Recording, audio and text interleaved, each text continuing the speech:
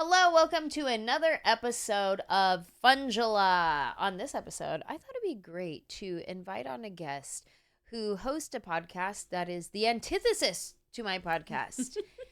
Gianmarco Soresi hosts a podcast called The Downside, where he invites guests on to come and complain. And I said, you know what? I'm going to invite him on to come and share gratitudes. And he really got into it. He gave us some really good gratitudes. We talk about his gratitude for his New York apartment, rent control, for his girlfriend helping him live a fuller life, his sister. We get into it, and we have a really, really great conversation. He really excelled at the Maditude part of, but you can check him out and see when he's on tour. Go to his any social platform, Gianmarco Soresi, right? It's just at Gianmarco Soresi. Yes. Yes. Just his name. Okay. Go to his name, and you can see where he's coming on tour. If he's coming to a city near you, go check him out. He's hilarious. Check out his podcast, The Downside, and check out this episode with him. But before you do, don't forget to leave us a review on Apple Podcasts. Tell everybody why you love this podcast. If you want to call and tell me what you're grateful for, and maybe we'll pick your voicemail to play on a future episode, the phone number is 747-300-5380. So call, leave a message, tell us what you're grateful for, and go to my website, Anjelah.com, to see when I'm coming to see you, because my family reunion tour is starting like so soon. Like in 5 minutes, it's starting.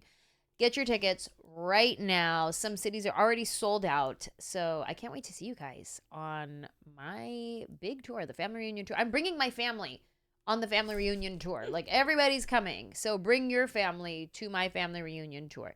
And until then, watch this episode with Gianmarco Soresi.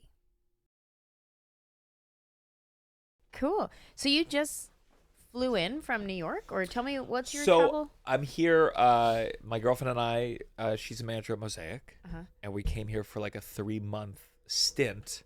We moved here last Sunday. Wow. Yeah. What a time to move here. So I think we're exploring, would we live a bi-coastal life between New York and here? Yeah. What area were you staying in? WeHo. Oh, okay. So we moved at one point, but we're fine. Yeah. And it's a nice area. Are you liking LA? So far, I mean, I'm like gone every weekend, and I'm about to go on like a 2-week run. Yeah. So it's like, it feels like I barely feel like I'm a New Yorker anymore. I feel like I'm everywhere. You're an everywherer? Yeah, it's hard, It's like it's hard to have a community. It's like I hold on to my 3 friends for dear life. Yeah. So we'll see. Neither of us can drive. And that's like, you don't have a license? I have a license, and that is a indictment on the license system. Truly.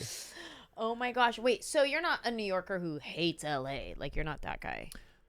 I think I've probably poo-pooed some LA comedy in the grand scheme of things. Okay. But not everyone. Sure. I think I said there was an LA comedian that came to Stand Up New York, and they asked me where the green room was. And I said that was the first time an LA comedian has ever made me laugh. So I don't. My mom moved here like a decade ago. I have 2 sisters who live here, and one's a dancer. One works at Salon. Okay, so you're connected. I'm connected. I love the food. I love healthy food, and the options are way more plentiful here. So that's enough. And the yoga classes are harder. Oh, so there's certain aspects of the LA life that I am drawn to. Sure. I have a question, because you said your girlfriend's a manager. How did you guys meet? We met in 2020. Okay. I moved to the lower East Side, during COVID. Like, it was delayed, the move, but eventually I got there. She moved, and we had a mutual friend in showbiz, and we became a pod. We became a pod, me, my girlfriend, and her friend. And we would just hang out, and eventually the friend would leave, and she and I would continue to talk. And she saved it, because my first impulse, I said on Instagram, like, the third night we hung out, I was like, you ever meet someone you want to start a podcast with them? And she was like, so close. Let's go from podcast to something else. And that's like the first year we lived literally right around the corner. So it was a very it felt that first year. It felt like we were in a long relationship pretty quickly.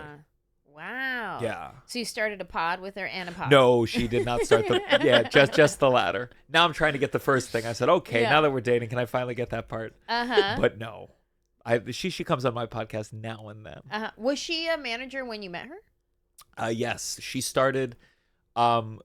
She started as did some stand up comedy. She grew up in a Chabad community in New Orleans, and then as she was leaving that, she got into comedy. She's very funny, but didn't want to do the stand up life. And then kind of never was an assistant. She ended up becoming a touring agent at Gersh. Wow! Kind of right out the gate. Oh wow! But very smart, and was able to learn all the contract stuff quickly, and then from that became a manager, and now. Does it kind of feel like you're dating the boss? Like, even though our agents and managers are not our boss, but they're kind of like a different role in our lives. Does it almost feel like It feels like, because I have a manager, and it almost feels like there needs to be a third position for any performer, and that is the creative partner. Yeah. So yeah, so a little bit of the boss. That's interesting. Yeah, that's funny. I'm so glad you're here. I'm happy to be here. Where did you just travel in from? Because you just flew in from somewhere. I was in Utah. Oh, how'd that go? It was great. Yeah. It was. Where were you at? I was at Wise Guys, the Jordan's Landing one, which is the far from the airport. Oh, okay. But it was great. I that's a great club. I did the Las Vegas Wise Guys the weekend before that, and let me tell you, Las Vegas is not my cup of tea. No. Everything about Las Vegas rubs me the wrong way. What? It's like, I understand you get scammed sometimes in life, but it feels like every aspect of Las Vegas is trying to scam you. From the coffee's $8, the elevator they cost $12. I did the Comedy Cellar week there a year ago, the Rio, I think it was called. Okay. And then I used a different hotel, and everyone told me, they said, "Oh my God, you're staying there? That's the worst hotel." Circus? And I said, what was it? Circus? No, but here's the thing. They're all the worst hotels. Because the last time I stayed, they said you're at the worst hotel. So I said, I must be doing better this time. And then, no, they said this was the worst. And now you're telling me a third. They're all bad. All bad. And then I saw the Jabberwockies. Oh, yeah. And I like dance. I was excited. Yeah. And I sat down for that 2 p.m. show and I said, you fool. You are seeing the most watered down version. That's the genius. They're wearing masks. These are not the original Jabberwockies. I think a day training, I could have been up there in this show. A day of training. And two of them were great, but when the choreo's not fully in sync, and then they had the audience do karaoke for half the show, and I said I did not pay $180 for audience karaoke. So Las Vegas, it's something I don't get it. I hear you. Do you like it? Here's the thing. I didn't for a long... Okay, went back and forth. When I was young, underage, I had a fake ID and I would go to Vegas and I would party. Then I became of age and I didn't like to party really anymore. Sure. So I'm like, why do I go to Vegas then if you don't party? Then I got of ager, a little older. And then I was like, oh, wait, there's fine dining here. There's shows. And so you got money is what happened. You got money. I got a little bit of success, and I love the idea of going to dinner and a show, and I think that's just so cool. You've seen good shows there. Yeah, like Cirque shows, Sure. music shows. I've seen Bette Midler. Listen, I'm a musical theater girl, so I'd that's love right. to see Bette. Oh yeah, it was a good show. Fantastic. I took my mom. We had the best time. We met her. We took a picture with her. It was fantastic. I have it printed out somewhere. I've seen honestly mainly Cirque shows and concerts, but I haven't seen that big dome yet. What's it called? I went the Sphere. The Sphere. Yeah. It was very expensive, but it is so big that it's an experience worth beholding. Oh. It was called Postcard to Earth. I would have loved to have seen The Godfather. Yeah. But it was they created a film about Earth and just to sell a ticket to get you to come in and look at it. Yeah, but when they use that full screen, you're like, okay, sometimes bigger is better. This is incredible. It was worth it. I would go back. I would go back there, and I would see I will admit, that's worth going to. Okay, because we went from I had a show and my husband's birthday the same weekend, so we did a whole thing, invited some friends, and I looked into that because I wanted to go experience it, but it was like you said, they just created a movie so that you can come and experience it, but it was still $160. Yeah. And I was like, no, if I'm gonna come, I want to like see an actual thing that I want to see for $160. I'm so mad I paid more than you're saying for the Jabberwockies at 2 p.m. But yes, I do think if you can see something there, it is something pretty cool. Yeah. I don't know if have they done any stand up there? I don't think it would make sense. No, I mean, who? What would you show? Yeah, just their face. I don't know. Like you can't really put anything. Maybe like a brick wall, just a really intense brick wall, biggest brick wall you've ever seen. That's so funny. I mean. Yeah, what would you? I don't know. I know comics have done interactive specials before. Kevin Hart, Chelsea did one. I'm pretty sure. Hassan did one too. Hassan is, I'm butchering his name. You know what I'm talking about because he's got the clickers and he shows the facts. Yeah. I mean, I could see him doing one there. Yeah. Sure, but who sees a slide and goes like, "This is not big enough at all." True. Yeah. I'm just trying to think. I was like, who's got tricks? I wish Bo Burnham would make sense. Bo Burnham is the kind of comic who could like figure out something to do there. Oh yeah, for sure. Do you ever see a like blank space? I guess this is why I thought of this as we were talking about. Oh, he would see that. I'm thinking of places to film my next special, and there was this one venue that was pitched to me that had like LED walls all over, and they're like, you could utilize these. And in my brain, I was like, but to do what? Like, what would I do? Sure. And then part of me is like, am I just not that creative that I can't think of something to do? Or I just want to do my stand-up, but I'm like, I should utilize LED walls if they're there. But like, what do I do? And I'm like, am I not creative? I hear that, and then I flip it and I go, some people might need those LED walls to sell their jokes. I'll just tell it, and that's enough. It's like both. It's like I think I've seen a lot of stand-up stuff where like the gimmick overrides the thing, and then it's like I don't know. I think I was drawn to this art form because I did enough theater, and I hate tech. I hate tech rehearsals. I just don't like it. I just like the spoken word, and it's just like you can see me and I'll do the rest. And you grew up as a kid in musical theater, or just like high school? I was a big theater kid in middle school and high school. I went to college for musical theater. But I think like as I did all those texts and stuff, I hated it. You'd have tech week and it was the worst week. Everyone was miserable. And there's something magical about stand-up where it's like, as long as that mic is working, we'll be fine. Yeah. I was in Helium in Portland, and the electricity went on in the whole block. Whoa. And it was like we just had everyone bring their electronic candles to the front, and I built a little thing. No way. And it's like, that's what I like that. That's you bring fun. LED, then the screen doesn't work, and then it's a whole. I have a question. Okay. So you went from musical theater into stand-up. When's the last time you've done something musical theater? I'm getting a little back into it now. Let's talk about it. Well, I really hit a wall in college, like singing-wise. Okay.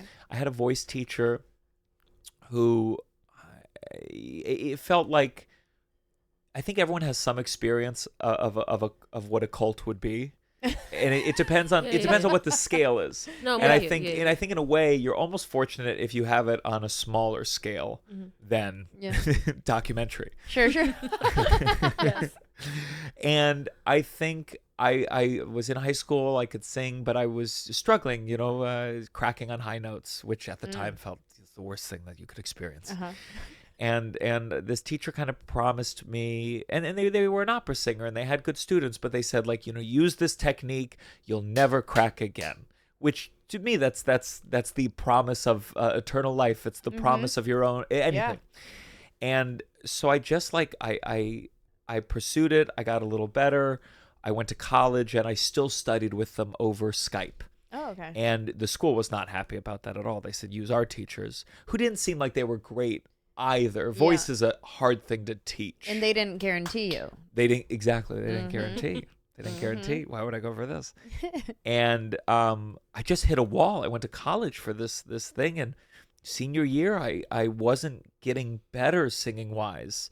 And so I eventually just kind of naturally pivoted into acting after that, and then dropped it all. And And then only recently I started like a show with former theater kids. Like it's an interview show, like a live podcast. And at the end, I was like, I'll sing at the end. And so I said, let's get a voice teacher. And I found this guy who just, the way he approached it, suddenly I feel like I'm singing better now than I did after 4 years of intensive studying. Wow. And I feel overwhelmed sometimes with bitter thoughts of like, oh, what was I doing? What was I doing? And that teacher, by the way, has plenty of great students. It might have just been studying with someone over Skype is not ideal for this particular art form. Sure. Or I was stubborn and I was doing something technically that I couldn't even understand. But now it feels like, oh, how can I reintegrate this a little bit into my life in a way that I don't become obsessed or hurt when I crack on a high note. Yeah. But in a way that's fun. Also, I think maybe you just weren't ready. Sure. Back then. Sometimes that's a thing, like where you can hear a quote at a certain point in your life and it doesn't mean anything to you. But after you've lived and experienced certain things, then you hear that same quote that you haven't heard in years and all of a sudden it strikes you differently because you've lived life differently. So I don't know, maybe it was just now you're at a different place in life where this person is like speaking the language that this version of you can hear. Yeah. You know what I mean? For sure. I think it's I always look back on, I go like, oh, you were so stubborn, but I was also at school for it. So you didn't think in a flexible way. That can be, I think, the problem with like an arts degree is you pick kind of a specific thing. And, I did a stand-up comedy class after my junior year of college, but it took that long because I just was like, well, I have scene study, I have singing rehearsal, I have dance rehearsal. I'm on this path and it's so tight. Yeah. I'm not a big college fan, especially for the arts. Yeah. I did a real 180 from when I was that age. I think 2-year program at most. I think college in general, it's too, unless there's a college that feels very flexible where you really can explore. I just think you're too young to be making such a big decision. So I don't know. A big expensive decision. A very expensive decision. Yeah. And I luckily my parents, they had enough money. I did not have student loans, but I had friends in theater were crippled by those loans. And you go, for what? They didn't prepare you for this landscape, They didn't have Tik Tok classes. If that's still around by the time this airs. Right. True. So then how long have you been doing stand-up? Gosh, I'm trying to think of like the truth as opposed to whatever lie. Sometimes you'd lie to be like, oh, I'm ready to headline. I've been doing stand up for this long. And then other times you want to be like a Wunder kid. So you're like 6 months. I think I started I did that stand up comedy class in college. Okay. Then I went back to college and I just did an hour. Just it's just it wasn't it wasn't a filmable You just said words for an I said words. I said like every time I'd ever hooked up with someone, I talked about it on stage, and that filled just an hour, a strict hour. You just had sentences, and the last word you just said really loud. Yes, yes. You're like, here's a punchline. And then I really think I would say 2016 is when I truly in earnest. I wrote a play. That was autobiographical, and it was about an old relationship, and I talked to the audience, and all the positive feedback was about that part. And I started working at a really bad club that's now closed called LOL in Times Square. Which have you ever heard of it? No. It was it was when you go there, it was the people in the street kind of Roseanne walked by here once in the 80s. Could come by tonight. Get your tickets now. And it was a real rough and tumble club where you were treated horribly. I don't think I was paid for probably the first year. I did the check spot though, but I got to do 4 shows a night. Wow. Which in New York, I can't do that now if I tried. And on the holidays, I would do 8 shows a day, and it was rough. They were dropping the check. It could be 10 minutes. They could forget. You could be up there 25 minutes. Wow. And I got more stage time. I don't even know how to advise younger comics in New York now, but I just got to do an hour of stand-up every night, and right out the gate. And I really worked there for free for maybe a year and a half, 2 years, until I gradually left. Wow. But it was a bad club. Yeah, now they're no longer there. No longer there. They moved. They lost the lease, and then they moved. So they used to have 3 rooms. Oh, wow. 3 rooms. Where and was you'd be this? bouncing around. It was on like 46th and Broadway, I believe. So it was in the heart of Times Square. I only did Caroline's. It was not far from Caroline's, like one avenue over from Caroline's. Oh, interesting. Caroline's also now a ping pong restaurant. Oh. R.I.P. I know. So many memories there, and just now it's a ping pong restaurant. That's how long I feel like knowing I've been doing stand up long enough was partly being like, oh, I used to work this club in Oklahoma City. It doesn't exist anymore. Is that you know the dead clubs and you Yeah. So you're coming up on 10 years. You're like 9 years then, 2016, right? Yeah. Let's just say 10. Yeah, look at you, a decade. Yeah. Wow. It's crazy. Look at you go. What's your dream? I mean, honestly, it can be hard because I go, my greatest joy is stand up. There's part of it I go, oh no, am I living it? Oh no, there must be something better than this, surely. Oh no, I'm living my dream. I think the most fun I have is not when I'm running like a strict like my hour working, but it's like a mix of like some newer thoughts. I have my notepad, I'll crowd work a little bit, I'll do some new, I'll do some old, and I'll do just like an hour, 40 minutes, and like that, and it's just one show. That feels like, well, what could be better than this? There's a part of me that wants to have my podcast get bigger. There's a part of me that maybe I'll explore acting again, though I'm not 100% sure if I enjoy that life. I haven't had to do it like day after day after day. And I go, I really just love stand-up. And it's like that part of the creative space, as long as I can have build a life around being able to do that on a regular basis, that to me is the highest joy that the arts can provide. It's like cool. This simultaneous, I think I like attention, obviously, but I also like feedback. I think sometimes I'm like, I don't even know if it's like, oh, is stand up the thing I love the most, or whenever I wrote, whenever I acted, I have a need for feedback in a way that can be very tough on whoever I'm dating at the time. But like stand up, it gives it to you constantly. And it's also like, that's how I measure things as I build a joke. And I just love that. It's interesting. I wonder if you love stand-up or you love feedback, and stand-up is what gives you the thing that you love. Yeah, maybe. Interesting. So I really do. I struggle because the life is so hard, and all the things around being on stage. I go, I got to figure out a better way to live. Okay, dream world. Would you rather have exactly what you just said, like this type of like every night or however many nights a week you could do this? Let's say hour and a half of some new thoughts, some hitters. I like even in your fantasy, you're like, let's not, a little less time than hour 40. No one wants. Well, because in my brain, I was already figuring out the logistics for ticket buyers.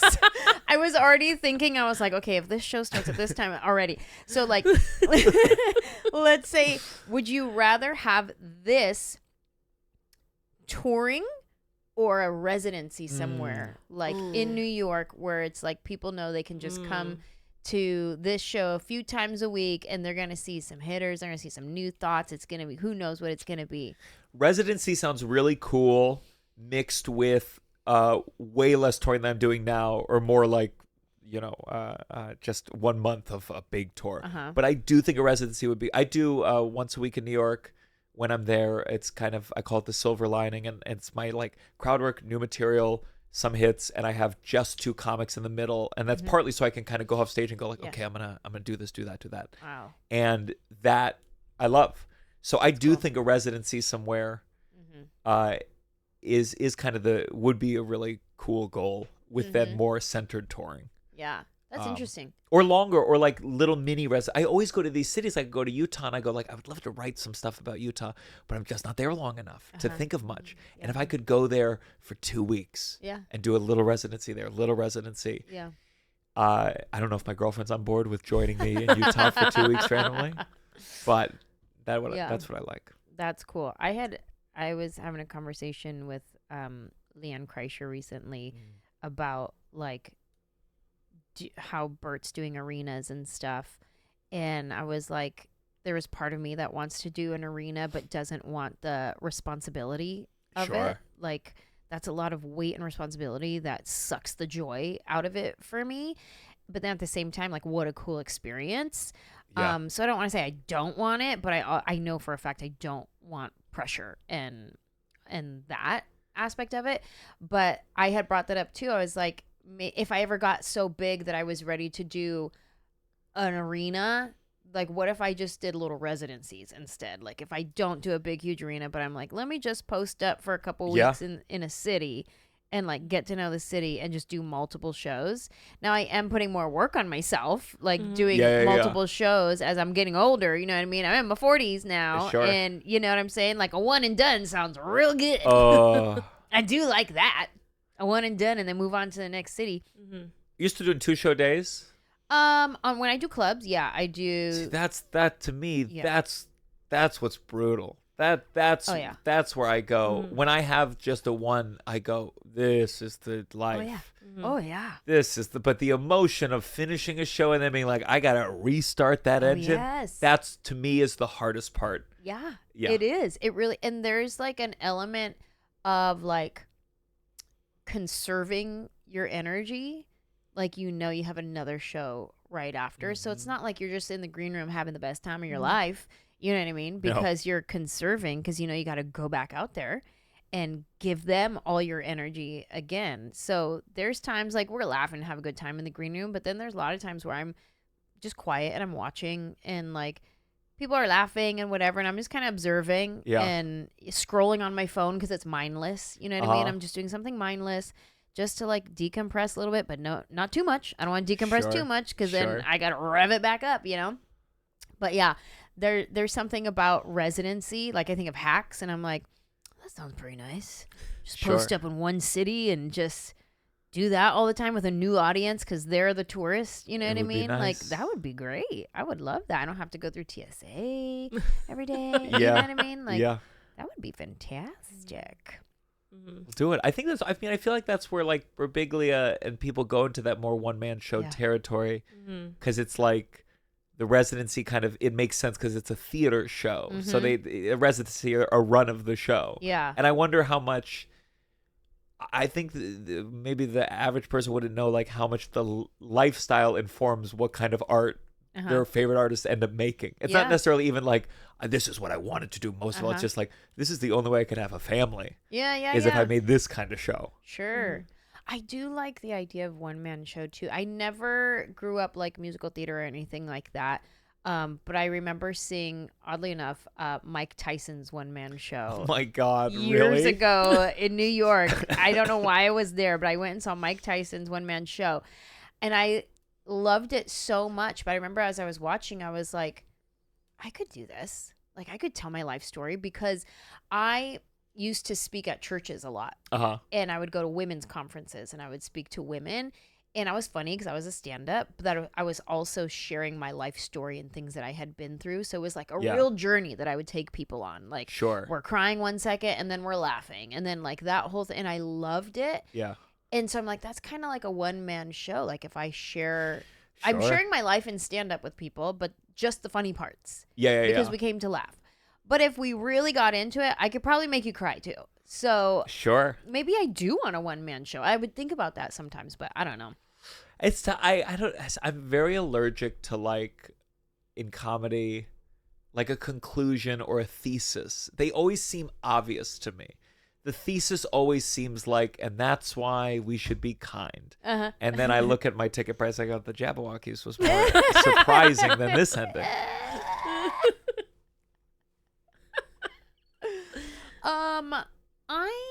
Okay, listen. You have a podcast. Oh, that I'm glad you brought it up. It's so funny. People come on my podcast. It's called The Downside. And I say like it's a place to complain, be negative. Silver linings, we debunk it. And sometimes people come on and they go, I don't know if I can do this. I'm a positive person. I go like, I think you can do it. And then I was reading about coming here and I was like, I don't know if I can do this. I don't know if I got the positivity side in me. I get it. The great part about this episode is you host a podcast where you invite people to come and complain and tell me about the downside of life. And then I'm like, hey, come on my podcast where I invite people to, let's think of all the good things that we can be grateful for. Yeah. How fun would it be for the host of The Downside to come and tell me 5 things that he is grateful for in his life? Do you feel like, does it make you nervous? Does it make you like... No, I think it's like, it honestly... In a way, it just shows the way that you frame things when you express it. For example, that singing thing is a perfect example. I could either say, I started taking voice lessons and it's really exciting now that I'm able to sing something that I couldn't do before. Now, the way that I express that is, I don't know what I was doing in college and I can't believe, what could I have been? Yeah. And it's like, it's both those things. Mm-hmm. The way that I express myself to people is that other side of it. Mm-hmm. And, if I was only miserable, I wouldn't be able to get out of bed and go to the voice lesson. So there is something that's fun about it. Oh, yeah. It just doesn't leave that space of it being fun to verbally being expressed. So you have both views of it. You can look at it as like, what was I doing in college? But I'm so grateful that I can sing this note now. So you have a visual of both sides. You just choose to express this one because this one is either more gratifying for you in like being funny or being expressive or like whatever that is for you. Yeah, or it's more, I mean, maybe it's funnier, maybe it feels more conducive to conversation. Or I also was thinking about like, sometimes when I say the positive thing, it's almost like once it leaves my mouth, I can see the flaws in it or it goes stale out in the air. And I'm like, positivity is meant to be felt, not discussed. Not to undermine the entire existence of your podcast. But it's just like, it's so it wasn't like that. It wasn't like, oh, I cannot possibly think about things that I'm grateful for. It's more just like I have to look at what I've been complaining about and be like, well, what's actually the part of it that is working? I love that. I love that. Let's talk about it. What is one of the things that we start with? I was like, we normally start with complaints. You're right. We actually do. Sure. We do our Maditude and our gratitude. Yeah. So you probably have a whole list of Maditudes that you can offer us today. But which one would you like to pick? Pick your favorite Maditude these days. Okay, so let me just it's related to TikTok, which might be banned, who knows where it is at this time. But I think it's the way that it's like some people are talking about it in a real like, people who like TikTok or talk about TikTok or on TikTok, they're so annoying, whatever, ban it, whatever. And I think it's like, it's not understanding like people have built livelihoods off of this app, and hopefully, speaking for myself, I've diversified, of course. But first of all, there's a not an insignificant sliver of my income that came from TikTok and companies that were forced to figure out TikTok because this is a medium for outreach. And whether you want to blame the government or whether you want to blame the creators of other apps for being selfish, these other apps have become so gigantic that you have to participate in them in order to function, whether as a comedian or whether as all sorts of other businesses. So when you talk about like getting rid of TikTok, you're not just talking about like getting rid of the way some people mindlessly scroll or maybe develop views you might personally find annoying. You are talking about a gigantic portion of people's livelihood as well. And by getting rid of it, you're only strengthening the 3 other major companies that are way too big and way too powerful. Yeah. And I think there's just people talk with a flippancy about it. Yeah. It would be like if you said you can no longer do shows in 8 states of America. It's like, well, that changes a lot of things. And my whole, I was used to going to this state and that state. So it really is a bigger deal than, just people don't get to watch their videos before going to sleep at night. Right. That's also a part of it. Sure. I don't know what my girlfriend and I are going to talk about when TikTok's done. But it's, if TikTok goes away, you got to examine how much power these other apps have and they will continue to have. You know, Facebook bought Instagram, and that's just going to continue to happen. And however you feel about the CEOs of whether it be Facebook and Instagram or Meta or of Twitter, X, it's like this is too centralized. And that's why it's such a bigger deal. And to have these generally older people making these bigger decisions about social media, I don't think they understand the consequence of their actions because they don't involve themselves in those apps. Sure. And so again, it's like I couldn't pretend that I do understand or could undermine the national security threat aspect of TikTok. Right. I'm skeptical. Sure. I'm skeptical, but the bottom line is it's a bigger deal. Yeah. And it's hard because people just associate with Gen Z and just label it as annoying. And I go like, it's more than you realize. Yeah. I think about the families that have started their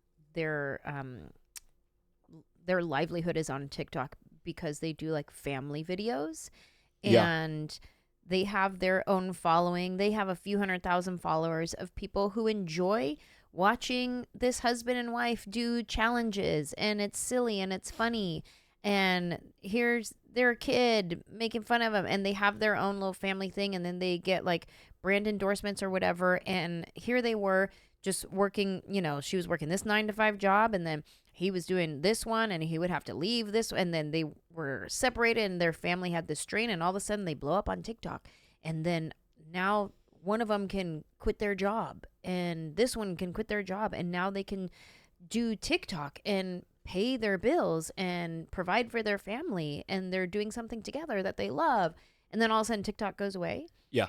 Like, that's devastating for these people. My girlfriend said the time that she said that she felt closest to leaving me, and this was earlier in our relationship, was because I got kicked off TikTok because I probably cursed too many times or told me dark jokes, and like a permanent kickoff. And eventually I was able to get back because change your identity. A friend knew a friend, which is not good because other people don't have that. That's but right. listen, I did hear it, you. and I found it on the way back from the Comedy Cellar at like midnight. And I was freaking out because I had not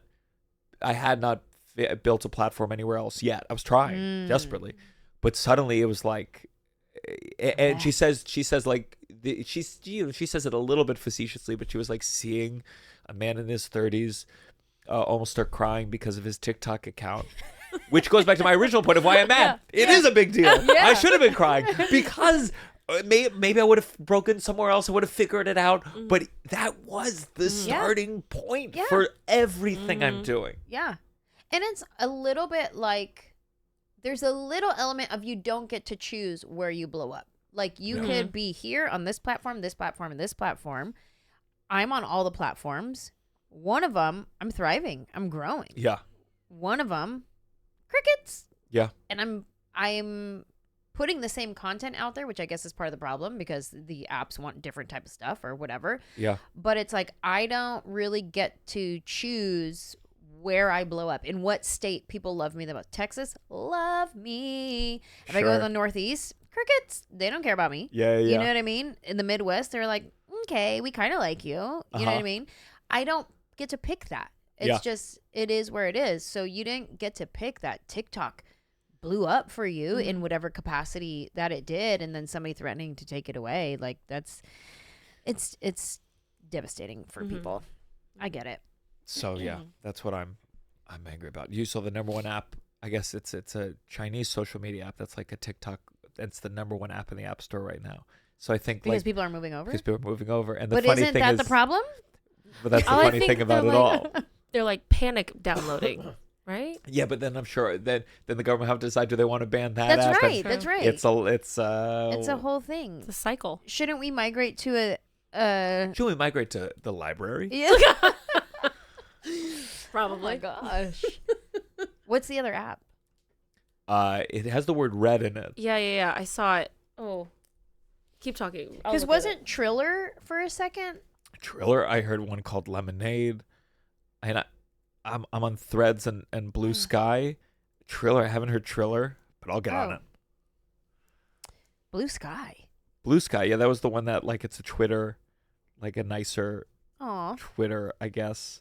Here it is. So it's called Twitter is your Red podcast, Note. and Blue Sky is my podcast. yeah. Exactly. What is it? Red Note, one word. Red Note. Interesting. So listen, I already got my folks. I'm like, get the username now. Let's just get it. Yeah. Get that username. Go to all the apps and just get my name on all the apps. All right. Thank you for sharing that, Maditude. Yeah. That's a valid one. Thank you. You're right. By the time this comes out, we'll have an answer of what's happening. But you guys get our pre-thoughts before it happened. Whatever happened. What are you grateful for? What's going on in your life? Also, I'll throw this in because this is the first one I'm going to say is that, like, sometimes gratefulness, I feel like it's like I'm bragging in a way that, like, I think I've been trained not to. But so, like, my first one is, like, physical fitness. I was never a sports kid growing up. I never did anything. Video games. I just was lazy. I was lanky, uncoordinated. And, like, especially in the last couple years, I finally got, like, a trainer. And I'd always worked out, and I've been doing yoga for a long time. But, like, in the last couple years, I just feel, I go, oh, I am in the best shape of my life now. That's cool. And I try, again, it's like framing it away from, like, God, if I had been strong and blah, blah, it's being like, I'm in the best shape of my life now. That's in my life. And I took, like, as I explore this musical theater, I took a ballet class. I hadn't taken ballet since college. Wow. And it's like, oh my gosh, I can do so much more now. I can hold this because my ankles are stronger. I can lift my leg up higher. And suddenly this move that wasn't fun because I wasn't even close to doing it. Now I can, like, really, I'm doing handstands now. I never did. If there's one thing, it's like doing gymnastics, I think is so cool. And I remember I tried to, like, learn breakdancing in high school, and I didn't. It was crazy the things I was trying to do with zero muscles. Yeah. And now it's like, oh, wow, I can hold a handstand. Wow. And whenever there's physical things that come up, I'm so excited to do it. Yeah.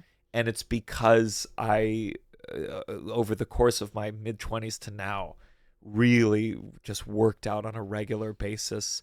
And it took that long to really feel the fruits of it. That's cool. But I really do love... I just love that feeling. I used to, when I started touring, I had lower back pain, and now it's like I do not have lower back pain, and it's because I was just doing. It's also because of the trainer. It's so like actually taking physical fitness seriously and having some guidance with it has been a real godsend. Yeah. How old are you? 36. 36. Okay. What did you do to strengthen your ankles? Because I need some help with my ankles. Let me tell you. I was just talking about how I tried to jump off a swing the other day and I barely even just stepped off, and I was like, oh Lord. Honestly, it's like it's one of those things where it's not just the ankles, it was also my butt, and it was like learning how to, like, engage. Because I remember I would do yoga. I've been doing yoga for so long because it was, like, popular at acting camps when I started in high school. And I could, like, tree pose on one leg. It was astounding how I could not do it at all. And then, like, with the trainer, it was like, oh, you're not engaging this part and that part. And so all of that made it possible. That's cool. And then I was able to hold it longer, and that in turn made the ankles stronger. Look at that. So yeah. Maybe I just need to jump back into yoga. I don't know, man. I used to be very active, and then I had my baby and became less active, but I need to get back in it. That was part of my New Year's, and haven't started that yet, but I definitely need to do that. How'd you find your trainer? I think I just took, like, some, I wouldn't call it CrossFit, like CrossFit like classes. I love classes. And I just met a trainer who I vibed with, and, like, it's the right amount of talking, and the right amount of I'll just look at my phone this time, and you know. And then he makes me when I'm on the road, I find like a CrossFit gym just because they have all the right equipment, and he gives me. So I see him once a week, and then once a week I have my. Good for you. How long have you been doing this? With him, probably coming up on 2 years. Wow, and you're rich. Yeah. Trying. I skimp in other places. Yeah, good for you. Thank you. That's awesome. My friend Mike Lopez, he's a trainer. His Instagram name is The Most Hated Trainer. Oh yeah. Yeah, and he has a gym nearby, and I used to actively go to his gym when I was living here full time. I'm part time here now. Yeah. Love his gym. It's so great, and I was like, I wish I could have you in Nashville as well. Like, he's such a great trainer, and like he says most hated trainer, but he definitely doesn't make me do anything that I feel like I'm pushing too hard and I'm going to be in pain. Yeah. After, like, he has a good ear and eye for and watching to be like, all right, you're done. And he'll do that a lot. And he'd be like, okay, you're done. And the rest of the class is there, and you're like, okay, you're done. You know what I mean? Like, yeah. I love that because I feel like, one, I don't want to feel like a failure. So I'm like, well, let me not give up, even though I'm like, my arms are like this. Yeah, and he's like, no, what are you doing right now? Sure. That's what you need. I went through like a real CrossFit phase, and then I injured myself and had to get the one surgery kind of my life. Oh. And I think about the things I was doing, you know, in a class of 20 people where they'd glance over once in a while and be like, remember to exhale here. Yeah. And it's crazy. It was insane what I was doing on my own with these gigantic weights. Gigantic. And I got surgery, and that and you know, when I got that surgery, there was a part of me that was like, I'll never go back to weights again. And I still have a very neurotic. I get nervous. Yeah.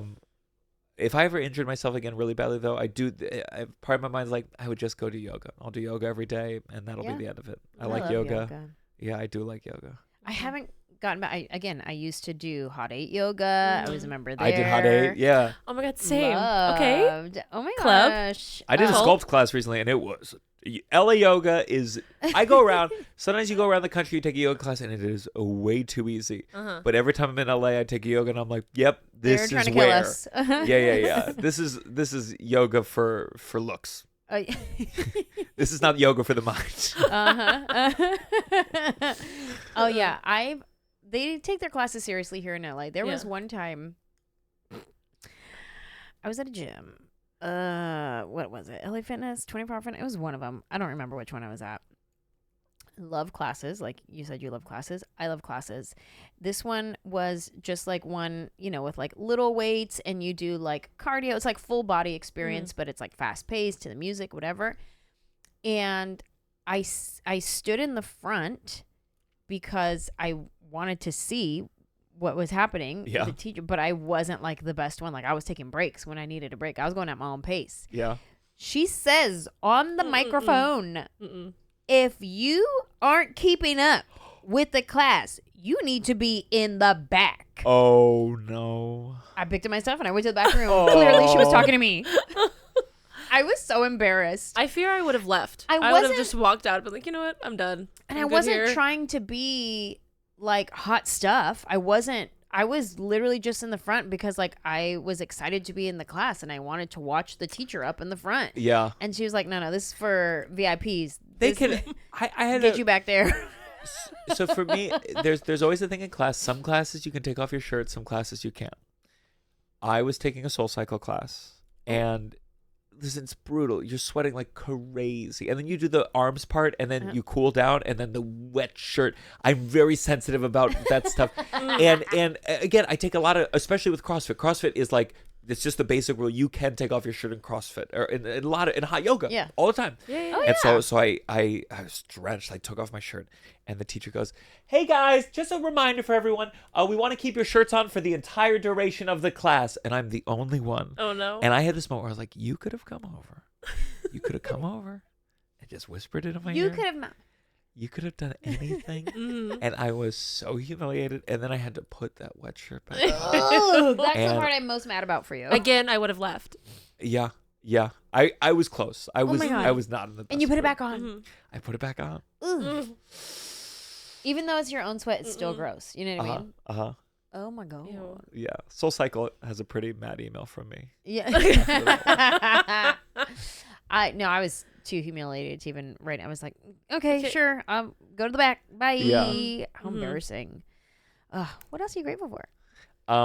That apartment I moved to in New York in 2020 is it's a rent controlled apartment. Ooh. And it is So you still have it? I still have it. It's definitely small. And who knows, again, I'm in LA for 3 months, so I'm trying to figure out, am I going to be bi-coastal? But the only reason that's even a possible conversation, the only reason that I've been able to invest a lot of my own money back into myself as in stand-up is because I had this incredible place in the Lower East Side. Wow.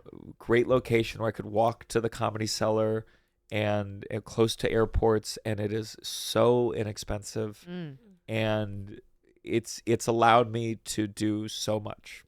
It's allowed me to I don't even know what I would have done, where I would have had to, what things I couldn't have pursued, especially like touring in the beginning.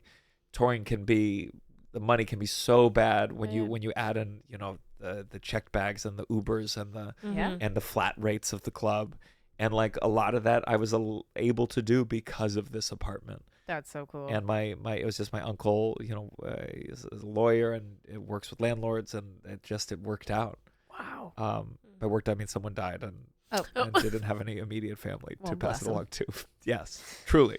Wow. I still get his health insurance bills in the mail. Oh. Yeah, right back. They don't know he's gone.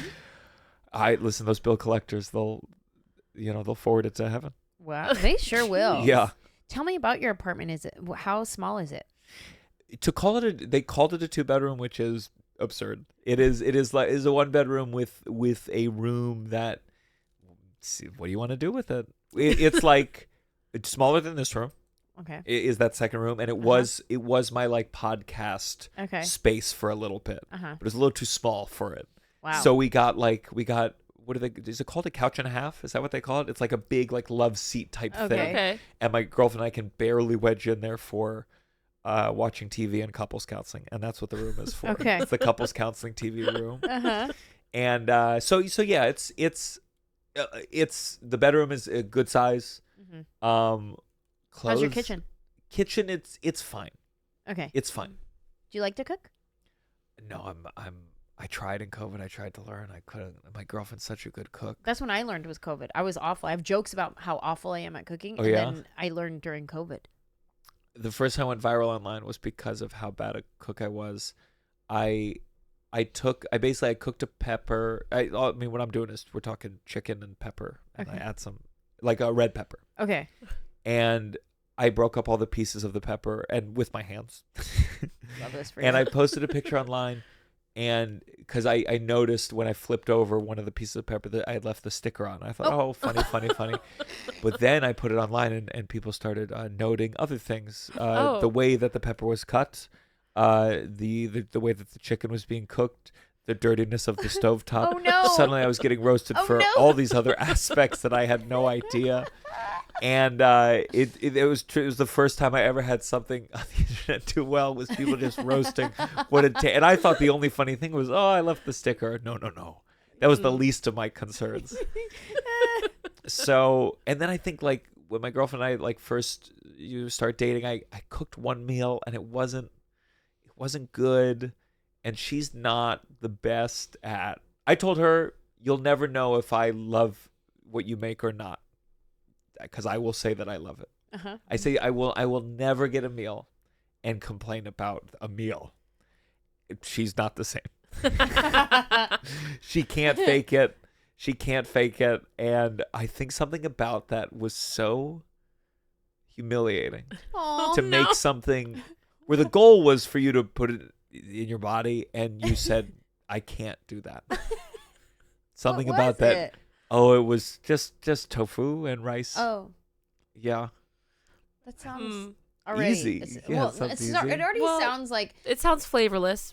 Yeah, because tofu is gonna taste like whatever you like season it, and you want it to taste like chicken. Put some chicken seasonings. You want it whatever, because there's no flavor to tofu. Did you just not season it? Is what it was. I think I seasoned it too much. Probably too much soy sauce. Oh, yeah, she was drinking the sauce. Yeah, it was drenched. I had a friend one time who her boyfriend also could not cook, and one time she came home and he had cooked a meal for her, like it was already ready when she got home, like the table was set, and she was like, whoa, excuse me. Sits down to eat. He made pasta. What can go wrong with pasta? Easiest thing ever. There was like little chunks of something in there, and she took a bite and she was like, oh no. Is there apples in this? He put apples in the pasta. What kind of pasta was it supposed to be? Like a spaghetti sauce and noodles, spaghetti and he put apples. Spaghetti and apples. And he was like, yeah. And she goes, huh, what? Why did you put apples? And he's like, I don't know. I thought it would be like an interesting day. Wait, he chose to experiment with. Yeah. He's like, right at the gate, right from the start. Yeah. Okay. Oh man. Well, I have since gotten a little better at cooking via all, TikTok and Instagram. I'll watch a recipe and be like, all right, this one seems easy enough. There's not too many steps. I can do that. Anything that has a lot of steps already, just like, I'm just going to watch this for pleasure. I'm never going to try it. I need to learn one meal. I think I went to like a staple meal. I got a house like for a little vacation with like my guy friends, and everyone had like the covered dinner for one night, and I just paid to take us all out to dinner. But I think it was that feeling where like each guy like had like a thing. Yeah. And I didn't have my thing. Yeah. So it's if I can learn eggs, like I could do basic eggs. But if I could learn if I could be a master of eggs, just different egg things, and then one dinner, I think I'd be good for life. Yeah. Mm-hmm. I mean, easy ones are pasta. Just don't throw fruit in it other than the tomatoes that are there. Tacos. Super easy. True. I mean, you see on TikTok people ruining that a lot, but season it, cook your stuff. You know what I mean? Yeah, you can find a good staple. I think that'd be good for you. Yeah. Find one that you can do. I'll figure it out. Yeah. What else you got going on that you're grateful for? I was trying to think of my girlfriend. Of course, there's many aspects of it, but I do think like one very specific aspect is like I'm a workaholic for sure, and not always sometimes to my own detriment. I think like with the singing stuff, it was like there was an obsessiveness to it that gets in its own way. And with stand up, especially when I worked at that club, I mean, I was there every night. And if I wasn't there, I was looking at my notes and all that stuff. Wow. And I remember there's a comedian there. Actually, he passed away. He got COVID. And he would always tell me, and he was there most nights too, but he said I always take one night off a week. And I remember being of the age where I said, okay, that's cool. Guess what I'm doing? Getting better than you in that one night, catching up. And when I started, my girlfriend and I started dating in COVID, so it really was this thing where we spent all the time together. I wasn't doing any stand-up. Yeah. And then gradually it got to come back, and I started getting enough people that I would go on the road, and we started with a system of like, okay, we have to do one night a week off. We have to, for our own sanity. And I would mark it in my calendar because that's just how I do. And so it started kind of very mechanical, and there were times where it was tough, and times I'd always have an exception. And I'll never stop hearing the first birthday where I did a show in the middle of the day that I thought was okay because it was in the middle of the day. It was her birthday. And I said, well, all the money from the show is going to go to the dinner tonight. And I had the audience sing happy birthday to her. And I thought that was a meaningful gesture, and it was not. But through trial and tribulation, I feel like my girlfriend is really responsible for me, and still in the process of like learning how to live a fuller life. I love musical theater. I didn't see any theater for years because all I was doing is stand up. And it's like, I think through her really pushing me to take time off for us, have I found the importance of taking nights off. And one week, I mean, now it's 2 a week. And it's okay. It's also, it's like, it's okay. I do this long show every weekend on Fridays and Saturdays and Sundays. And so she's really taught me how to enjoy things more. And it always is a struggle. I still am a workaholic. I still get anxious when I'm not working for a long period of time. But she's taught me how nice it can be to take that time and take in art. And she's always reminds me to do so. And I really don't think if I had her in my life, someone who is very strong-willed, and will challenge me, that I would have just steamrolled. I would have steamrolled, or a lot of people just would have walked away and been like, this guy is crazy. He just wants to work. And that particular aspect, I think she really showed me how to take time for myself, and continues to do that even when I'm tough about it. Yeah. So I really do appreciate that. Yeah, she cares a lot about your well-being, about you guys. I'm sure that was a break for you guys. Hey, we need to connect, but also it's you unplug, Sabbath, right? Well, that's a big where I think like that's where I go like, oh, I see. She always talks about a sadness for her is that with my lifestyle, she can't really do many Shabbat dinners. Like now that we're in LA, we never had space in New York, but we have marked one Friday for like a Shabbat dinner. That's great. And you really, I see as I get older, I go, oh, I see why this had to emerge, because if you don't carve out this time, it never happens. Yeah. And then I think it's hard for her because my lifestyle is truly like Friday night. Yeah. I can't. Yeah. So that's tough. Oh, it's tough. Because there is the aspect of we do certain things because of culture or religion, but then there's a meaning to it. Yeah. Why the Sabbath? Why you rest? Why you pause? Why? Because you're making room to connect with your family, with your people, with yourself, with God. Like you're making room for all of that. Because if you're just go, where's the room? Yeah. That's awesome. So yeah, I like your girlfriend. She's great. You'll meet her someday, I'm sure. Yeah. Some comedy thing. Good for her, bringing that balance to your life and caring for you in that way. Because I think there's also a little bit of like, yeah, go get it. But then when you have that person that's like, go get it, but also breathe. Okay. Yeah. Mm-hmm. Yeah. It's still tough. Important. It's still tough, but I'm glad. Okay. I mean, no shows tonight. Just seeing a show. Look at that. Just seeing something. That'll be fun. Look at her at work in your life. What do you have more gratitudes? I do. Let's do it. I can't help but say that while I think like the whole airline system is so deeply flawed and problematic and an indicator of where other aspects of society are going to go, it is nice that I've taken advantage of all the different ways you can make traveling easier. Okay. And once in a while, when I have that, not just the TSA pre-check or the clear line, but the TSA pre-check clear line, and you go right through the combination, and you get the upgrade to when you sit in a first class seat, and I get upgraded to it, because I just I fly Delta so much, diamond status. Come on. And then when you get upgraded to first class, that's when I go, oh, I can be at work normal. I can sit with my laptop, not like this, right? And I'm like this, but I can sit normally, and I go, oh, it's fine. I'm in the office for 5 hours, and that's fine. I can continue to live my life and land and not be like I lost the day. Yep. I'm in fact just like on top of everything. Those days are glorious. Yeah.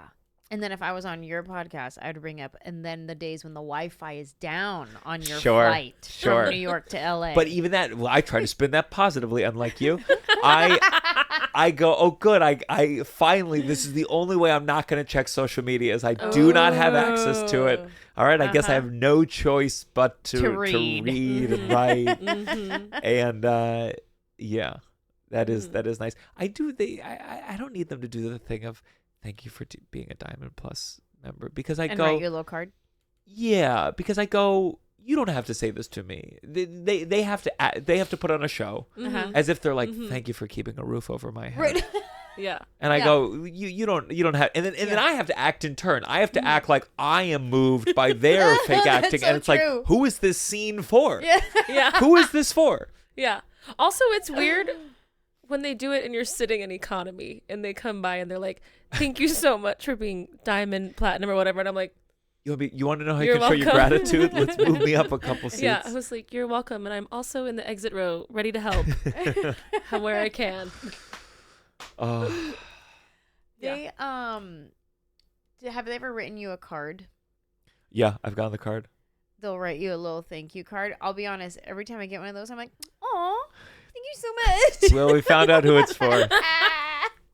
Wait, what does the card say? I'm not at that status yet. It's a handwritten note from your flight attendant, and she'll be like, "Thank you so much for your status." Mine also says a million miler. Just throwing that out there. Wow. And thank you so much for your status. We hope you enjoyed your flight. Blah blah blah. Whatever. And it's just it could have been printed like it's the same sentence she wrote for everybody on every flight, but because it's handwritten with a little like heart or whatever, I'm like, oh my god, thank you so much. The only thing you can do for me is bump me up. That's it. There's no other gestures that mean anything. I don't need any niceties. Yeah. Bump me up, or then I didn't get anything for the status, and you live with that guilt. Yeah.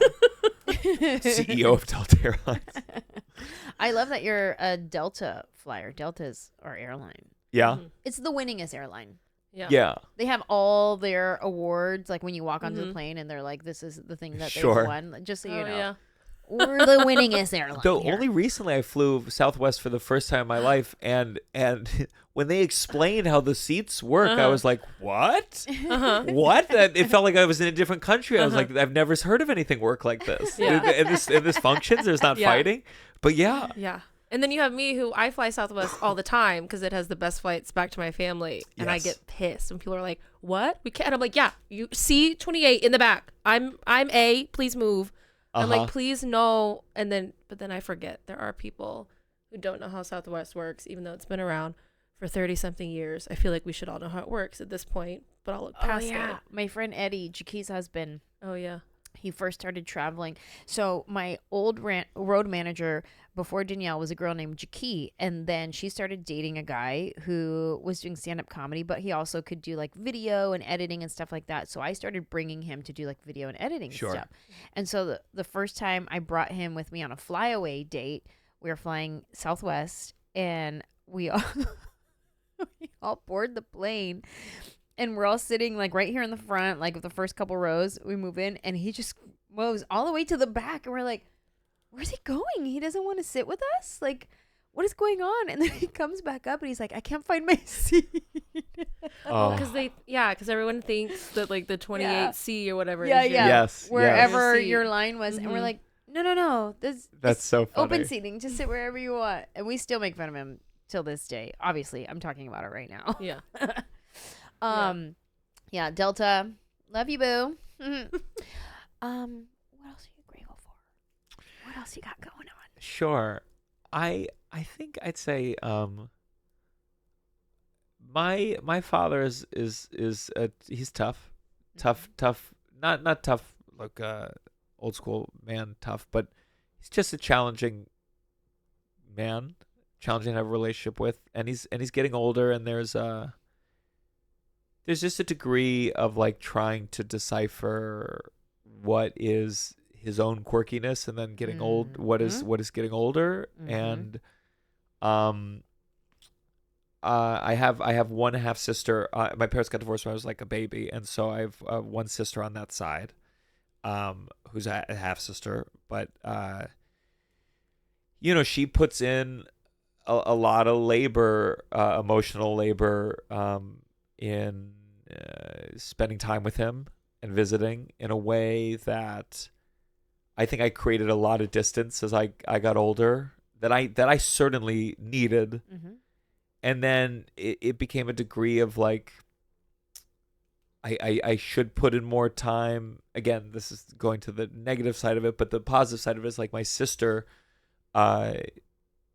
really steps up to take care and spend time and put up with more difficult aspects of his personality that I kind of have washed my hands of in a way that, like, I say it knowing that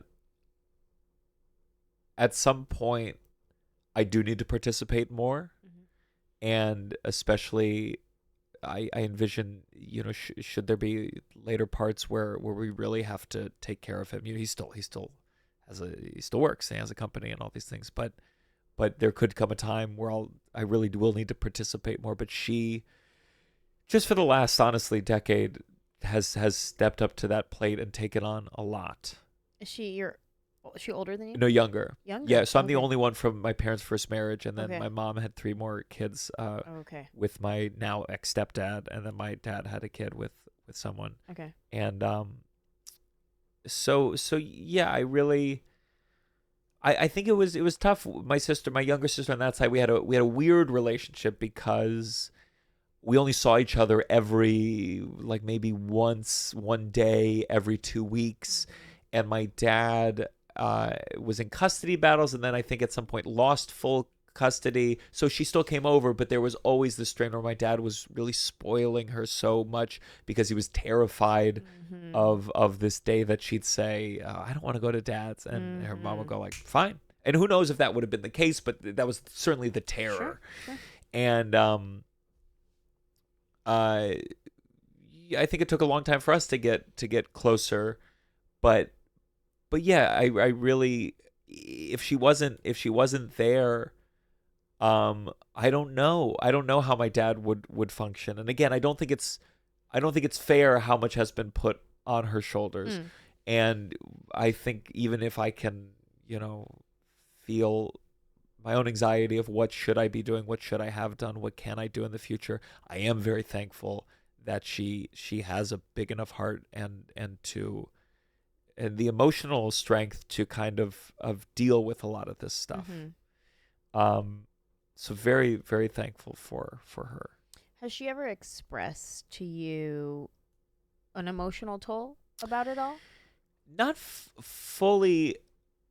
In a way, it's almost like, I don't know if she knows what can be. What was so fascinating is I said, I always would get frustrated with Thanksgiving and Christmas, especially once I started touring, because all I want to do when I have time off is not go anywhere. That's all I want to do. To me, that's a true vacation. Yeah. Let me go and live in New York. And I eventually got to a place, and also when I would go back, I mean, Thanksgiving would be complicated. I'd be like, am I with my dad or with my mom, or am I splitting it up, and all these things. And I kind of hit a point where it was like, I'm coming down for Thanksgiving or I'm coming down for Christmas. And it's one of those two. And otherwise, you can come to New York. And I told her that basically I wasn't coming down for, maybe it was Thanksgiving. And my dad, as kind of the annual, was shocked and surprised and annoyed and mad.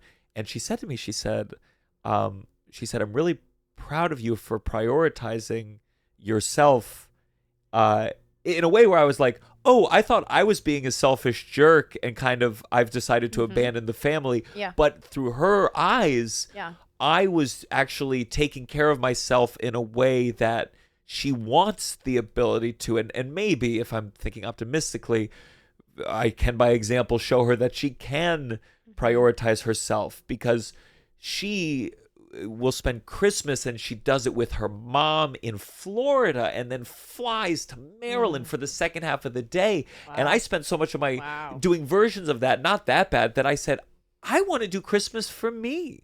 I want to enjoy this day. I'm not here to check boxes for these separate parents, especially because my mom and stepdad got divorced, and it was like, that maybe was my breaking point. I'm like, I'm not doing 3. Yeah. Yeah. Oh, yeah. And so that's where it's more like when she says it like that, I go, oh, you you see this as an act of courage. I don't know if I agree with you fully, but I hope it inspires you, or I hope that we can get to a place where then maybe you have the courage to say to me, hey, you have to come down for this because I'm not this time. Yeah. And then I'll have to step up in that instance. But yeah, I think that's like an ongoing conversation I need to have, and it's hard because then you tour and mix in the workaholic and then barely able to see my own girlfriend, and then stretch it even further, and it's like I have 4 half siblings, and 2 are in LA and one's in DC, and she's my sister's in 2 in DC now, but of different families, so I can't just throw them in the pot together for a dinner. It doesn't work. It's different universes. Yeah. So there's times I just go, well, how can I stay in touch with anyone? It feels so much labor. Yeah. And so stretched out that if you can only see someone once a year, it feels even more strained because then you're just catching up. Add on top of that my dad, who can't even pay attention in the first place, and you're just kind of starting. I mean, I know every dinner is going to be I have to explain what an agent is. You know, every dinner, and you go like, could we get a pen this time? Yeah. Has he ever come to visit you? Like very. I think he did come to New York one time this year. He's even worse workaholic than I am. I got it from, to a degree, but no, he doesn't visit very often. And he also, like, he used to fly, and then something happened, and I don't think it was like 9/11, but he has not flown for 20 years. Wow. And there's times I go, I should go on a flight with him and try to see if I could do that, and then I go, that could be a horrifying experience in and of itself. But so no, he doesn't visit very often. Wow. And it's just one of those relationships where it's kind of like on you to participate, and he doesn't. I think I gave up a long time ago on him seeing my stand up. I detached from wanting that or needing that, and I don't think he could. I don't never think has. He has, Okay. and it's. I think one of the secret ingredients to my stand-up is that I'm able to talk brutally about my father. Okay. And it's because it doesn't mean anything to him.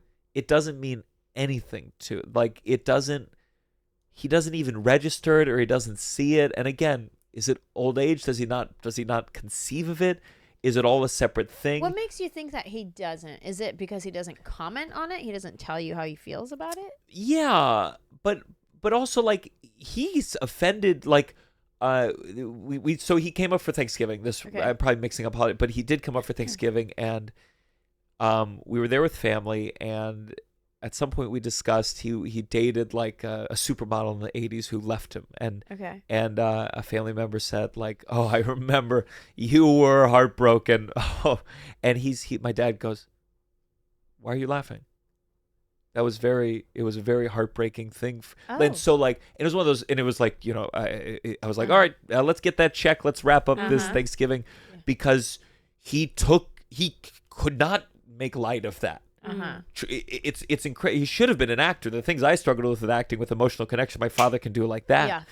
And that's how I know that when I have a long chunk about a quintuple bypass that he had, that has a lot of very harsh, kind of twisty, dark jokes about a relationship, I know if it bothered him, this man would make no secret of it. And he's never commented. Never once, never ever. I feel like it's the exact opposite of what you're saying. I don't know your family. I don't know. Sure. Yeah, I don't know anybody from anybody in this situation. I imagine a million thoughts going through your dad's mind, but not wanting to confront them. And confront you with them. Sure. I imagine a lot of thoughts and opinions and things swirling, but either not worth it to bring it up, or it's scary to bring it up, or whatever. I don't know what your guys' relationship is. I don't know his capacity to process emotions. Sure. I can't imagine hearing, if he's heard that a whole bit about a surgery, he had a very serious surgery, and then your opinions in it about your relationship and not being able to feel a type of way. And I guess I'm just projecting to my own. It's very possible, but I think there's some people who think comedy is truer than it actually is, and I think there's some people who think it's not as true as it actually is. Yeah. Mm-hmm. And I think I have multiple family members who it's that other, it's my former stepdad is the same way, where he's not like, he's strict and he's buttoned up and he's a prominent like lawyer, and I think he sees stand up as like divorced from reality more than it actually is. And again, if you took it literally, I would also argue I am exaggerating things for the sake. Yeah. I am joking. But there's other parts where I'd be like, well, I'm not joking that much. Yeah. I got this from somewhere. The joke came from a seed. Yeah. So you could very well be right, but yeah, he doesn't. At this point, I know if my dad like asks if he can come see a show, he's gonna be sick that day, or he's gonna have a sinus infection, and he's one of those where, especially it gets, I think, more complicated as you get older. You go like, well, it is believable that he's ill or he doesn't feel well. Yeah. But it feels like this always is the thing. Yeah. That's interesting. It's a tough one. I again, why I'm like, maybe I'm just projecting. I don't know. I have lots of jokes about my dad, and for the most part, he loves them. Like, it's more lighthearted, and I talk about him being cheap and, you know, all that kind of stuff. Sure. And I do remember one time after a show, I was at the merch table and, you know, saying hi to fans and everything, and my dad was there, and I was like, oh, hey, Dad. And some lady saw, and she was right there, and she goes, oh, so you're the cheapskate. Oh my God. I can't believe she said that. Yeah. And I saw my dad's face change. I saw it. Oh. He laughed at him. He's like, whatever. But I saw his face change. Wow. And I was so mad. And I was like, No, I was frozen in the moment. Like, I didn't know what to say to this lady. And my dad just kind of laughed it off. But I remember thinking, like, you don't get to say that. Like, I get to say, I have relationship here. I get to say these things. And even in these things, I didn't say that. Yeah. But I saw his face change. And I remember after that, I adjusted my joke a little bit. And I changed it. And I was like, I'm sure he's fine with my jokes because he likes it. And people say hi to him after the shows. And he loves coming to my shows and all of that. But I definitely saw his face change. And I know it stung a little bit. Sure. But so I have my own interesting childhood with my dad, and I wrote a book and I included a chapter about my dad. And before I published it, I sent it to him because I didn't want to blindside him that I was just sharing my experience. And so I let him know I'm writing this book, blah, blah, blah. And I did the whole therapy sandwich too. And I was like, I'm so grateful that you're my dad and the way you raised me helped me become who I am today. However, this was traumatic and a lot of things happen that hurt, and I'm going to be talking about it in my book, but I wouldn't have had it any other way. I'm grateful you're my dad. I did the whole like positive, negative, positive. Did he say, as long as I get a free copy, we're good? Yeah, right. You would think. He said, I said, I want to send it to you to read before I publish it. And he's like, okay. I didn't send it to him. I got nervous. I didn't send it to him. Oh, yeah? A few days later, maybe not even a few days, maybe even the next day, because I remember I was surprised by it. He asked me for it. He said, I thought you were going to send me that. And I was like, oh, he's actually waiting for it. Like, this was like new that he would like follow up on something. So he wanted to read it. So I finally got the courage and I sent it to him. Never responded. Oh, boy. Never said a word. Oh, boy. Didn't reply. Didn't call me. Didn't text me. A couple weeks go by. I remember talking to my mom about it and telling her. And she's like, well, you know, it's what I was like, did he not read it? And she's like, oh, no, he read it. But, you know, he's processing however he wants to process. never talked to me about it. And then my dad's a big jokester. He likes to make jokes. My aunt, I end up talking to my aunt a few weeks later about random stuff. We're not even talking about my book, not talking about anything. We're just talking. And she goes, oh yeah, I forgot to tell you, your dad wanted me to tell you you made a mistake in your book. He's still good at math or something. It was like a joke from my book. So I was like, oh, that's interesting. My dad's doing what he does, making a joke. Yeah. But he couldn't even do it to me. He had to tell somebody else to tell me. Like, he couldn't face it. He couldn't come to me and... Sure. Because maybe it was, then we have to have a conversation. Yeah. Then we have to confront things. Then we have to talk about things. Maybe it was that. Maybe he was embarrassed. Maybe, I don't know. But I think the fact that he was hitting it with a joke was almost I took it as like an approval. You know, of like, okay, you know, go ahead, do your book. I read it. Yeah. Here's my sign to you that I read it, but never talked to me about it ever. Wow. And the chapter that I put it in, it was my royal inheritance. Spoiler alert, it's rage. That's my chapter. When my book came out, my dad never called me to say congratulations. No text, no anything. He didn't acknowledge the fact that I just published a book, like an actual book that you can get at bookstores. Like, didn't acknowledge it whatsoever. And then maybe a couple weeks go by and I reach out to him. I was like, hey, did you see my book came out? And he just replies, yeah, I hear it's all the rage. That's really good. That's really funny. Yeah. Whoa. Yeah. And so I was like, okay. I see what's happening here. That tells you everything you need to know. Yeah. Yeah.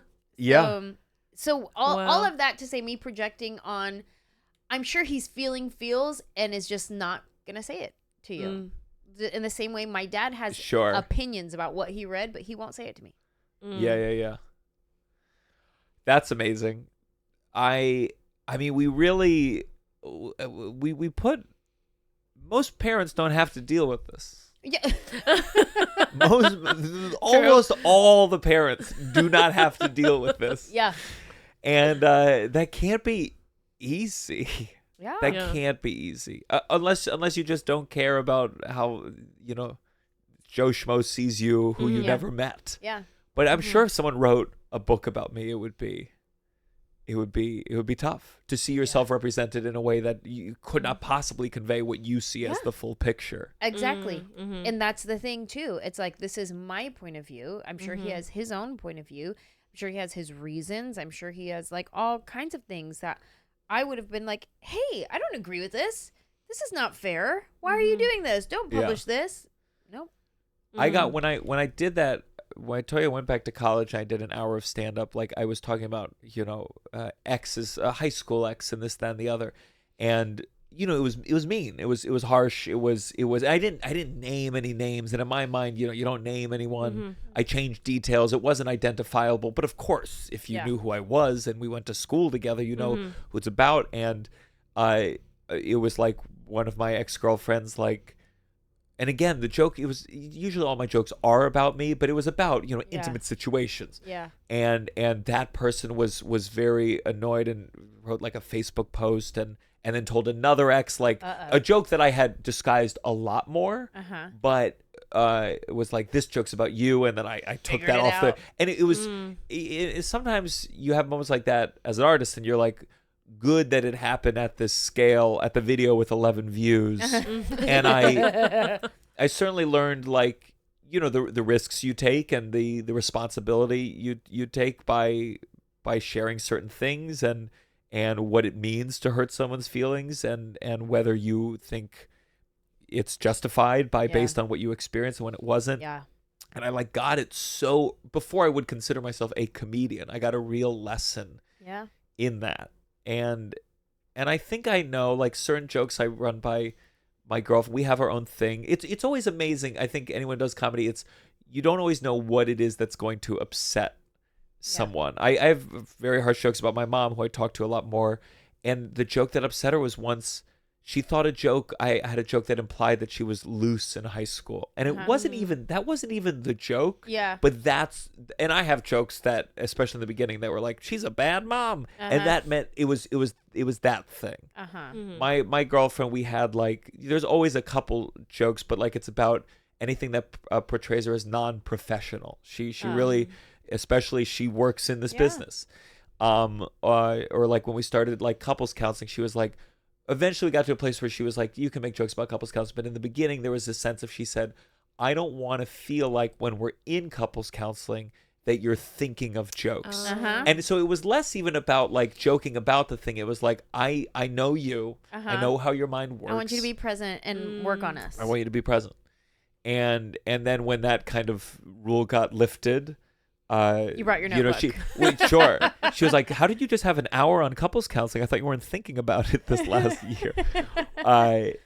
And sometimes it's that. Sometimes it's like, this part, she sometimes I'll have a tweet or two where she's like, I felt like you joked about something that we had not resolved yet. And so then it feels. Yeah. And I think I have a decent meter, but you do screw up sometimes if you are ambitious in your art, and it's always learning. You always have to just be aware and be present and check in. I think even before this, I said to her, I didn't know if we were going to talk about like her child. I said going on a positive podcast, I was more nervous because I don't know my own internal meters of like what's okay to talk about and what's not. Yeah.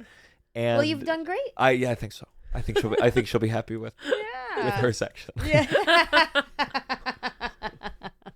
I think I've enjoyed this conversation very much. Thank you. I had a great time. Yeah. Do we have a voicemail? Yeah.